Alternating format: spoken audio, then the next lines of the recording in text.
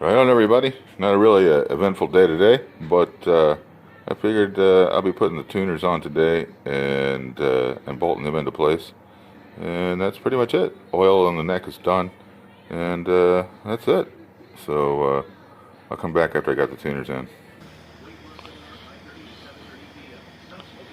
All right. Well, I used a straight edge here to get all of the heads lined up.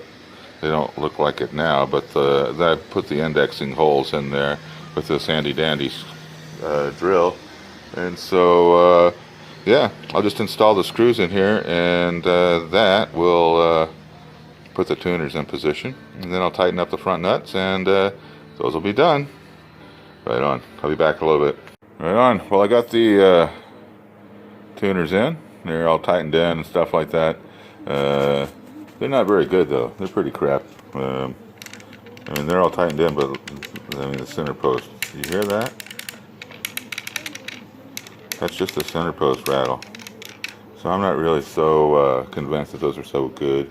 But they'll do okay for getting it put together. I can replace them later if I have to. The only thing I'm going to do now is probably polish these frets up. I got this handy dandy fret polishing tool here where that kind of is a protector, right? That goes across the fret. And then I got these microfiber or micro mesh pads that will shine those things up very nicely. So that's what I'm going to do. So I'll be back later. I thought I'd talk about this thing real quick because maybe somebody doesn't know what I'm doing. So this fret polishing kit comes with these 6 blades. Each blade fits a different fret wire diameter or size. This one just happens to fit perfectly. So what will happen now is I got a rubber band. They come with a bunch of them. You loop it around here and around the other side, and it protects the fretboard from abrasion. So that's what happens. So that's that. I'll show you what it looks like after I get it set up. There you go. Now it's all set up. This is flat against the wood, so this just leaves the fret sticking out. And then when it's time to move it, all you got to do is loosen the rubber band, and slide it down to the next fret. But yeah, it makes it really easy to get the whole thing done. So I'll do a couple frets and let you check it out. Well, that's where I'm at now. Pretty shiny.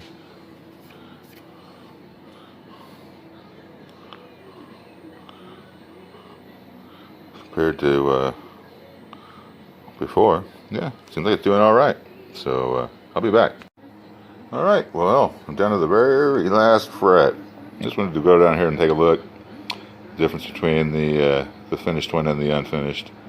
So yeah, this polishing the fret stuff takes a little bit of time, but you know, it looks like what it's doing basically. It's taking out all the little micro scratches and stuff, you know, kind of eliminating any kind of buzz factor or anything like that, and just making it just, well, cooler to play. So that's that. I'll finish up this fret, and yeah, as far as I know, I'll just call the neck a done deal. Right on, there we go. The neck is done. Just got done finishing polishing the frets and wiping down the oil one more time. There was a little bit of oil coming back to the surface of the wood, but just wipe it down. Just keep on wiping it down until there's nothing left. But this is pretty much it for the neck. Like I said, the frets are all polished up, nice and smooth.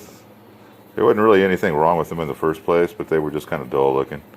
And then the tuners are they're crappy tuners, but like I said, I'm just going to use them for the setup, and eventually I'll maybe get a better set.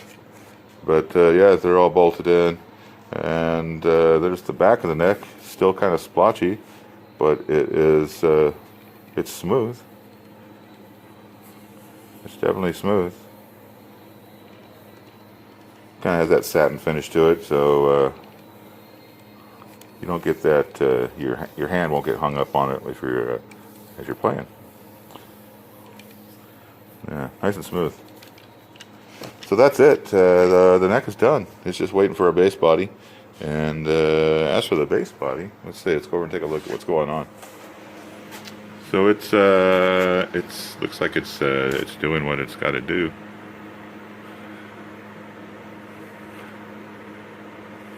Couple 2 days ago, I sprayed some more clear on top of this after like scuffing the surface off, and what that did is there was like some chip that was coming through the surface, and that just kind of knocked them off and made everything kind of level. But you can see there's kind of like some orange peel going on right here, so it's just going to have to be level sanded. I'm trying to stay away from wet sanding because of how it went last time, but I don't know. We'll see how it goes. Maybe if I pack everything with paper towels better than I did last time, maybe I can still pull that off. But yeah, it's got to come out smooth before I do anything else. And other than that, after that's all done, then it's just time for shielding, which is some copper shielding. Go in here, and yeah, throw the pickup in, do some soldering, and it should be playing. So hopefully within like a couple of weeks, this thing will be ready to go. So yeah, that's it for now. I'm gonna give this thing. Yeah, I just got to give it time. I don't want to sand it too soon. So that's it. I'm going to get out of here for today. Well, I started level sanding because I was bored and the paint was dry. So as you see here, you see some like shiny areas on here, like right there. That's still low. Kind of hard to tell in here. But I've been sanding on this thing for a while. There's another shiny patch. So what I got to do is get all the shiny stuff to go away, except for the metallic flake, of course, and then that'll be flat. It's yeah, you can just barely feel it right now. So it's getting there. And then once that's done, I'll just keep going up in grits until I get to something I don't have anymore. So I think I've got all the way up to 3,000 grit sandpaper.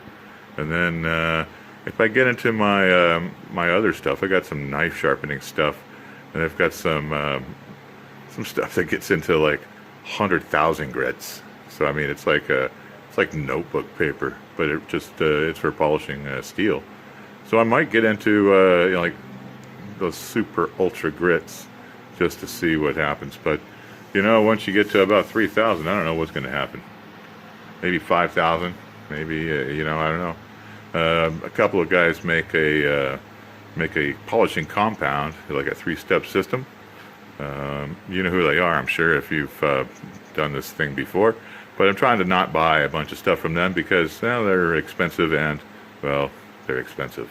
And it seems like all their stuff is available in other brands online. You just got to do some research and maybe just make a couple of things work on your own. But yeah, that's kind of what's going on here. I'm just going to keep sanding on this for a little while. It's funny though, I started off with like 400 grit, and it was just jumping across the surface. It wasn't even scuffing it up. So I jumped down, you know, step down again. I eventually, I think I just kind of 220 I'm sanding this at. So it's pretty coarse, but it's the only way to get through all this stuff. Well, yeah, see, here's another shiny patch. So yeah, I'll be getting on that and see what I can make happen. So I'll be back in a little while. Well, it's still sanding on this thing. There's still more to go, but I ran out of sandpaper, so I gotta quit. So I'll be back when I get more sandpaper. Thanks again for watching this. We'll see you later.